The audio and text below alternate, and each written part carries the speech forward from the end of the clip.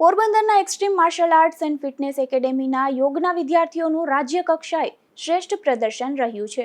લો Gujarat district centre યોગાસન રમતના આ વિદ્યાર્થીઓએ સારું પ્રદર્શન કરતા રાષ્ટ્રીય કક્ષાએ તેમની પસંદગી થઈ છે.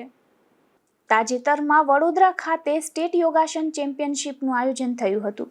આ સ્પર્ધામાં સ્પોર્ટ્સ ઓથોરિટી ઓફ ગુજરાત અંતર્ગત ખેલો ગુજરાત ડિસ્ટ્રિક્ટ સેન્ટર યોજના હેઠળ યોગાસન રમત માટે પસંદગી પામેલ extreme martial arts and fitness એકેડેમીના વિદ્યાર્થીઓ અને યોગના તજજ્ઞોએ પણ ગુજરાત સ્ટેટ યોગાસન સ્પોર્ટ્સ ચેમ્પિયનશિપમાં ભાગ લીધો હતો.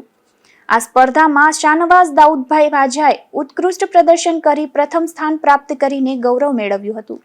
તેમજ યશ ડોડિયાએ પણ ઉત્તમ પ્રદર્શન કરતા ટોપ 8માં 7મો ક્રમ હાંસલ કર્યો હતો. બંને ખેલાડીઓએ સિનિયર કેટેગરીમાં ભાગ લઈને પોતાની પ્રતિભાનો સુંદર પરિચય આપ્યો હતો.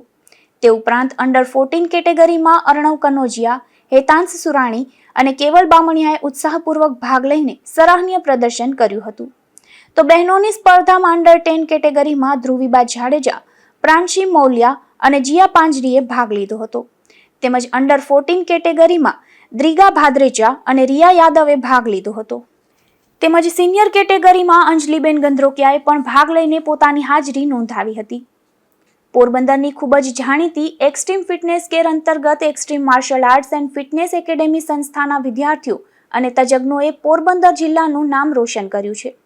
તેમની આ સિદ્ધિ બદલ જિલ્લા રમતગમત અધિકારી ડોક્ટર પ્રવીણા પાંડાવદરા, એક્સ્ટ્રીમ ફિટનેસ કેરના મુખ્ય સંચાલકો કેતન કોટિયા, સુરજ મસાણી, નિશા કોટિયા, કૃષ્ણા મહેતા, સુનિલ ડાકી, ધ્વની સલેટ, યશ કોટિયા, શ્રેયસ કોટિયા અને ચિરાગ પાંજરી સહિતનાઓએ અભિનંદન પાઠવ્યા હતા. નિપુલ પોપટ સાથે અશોક થાનકી, ગુજરાત ન્યૂઝ, પોરબંદર.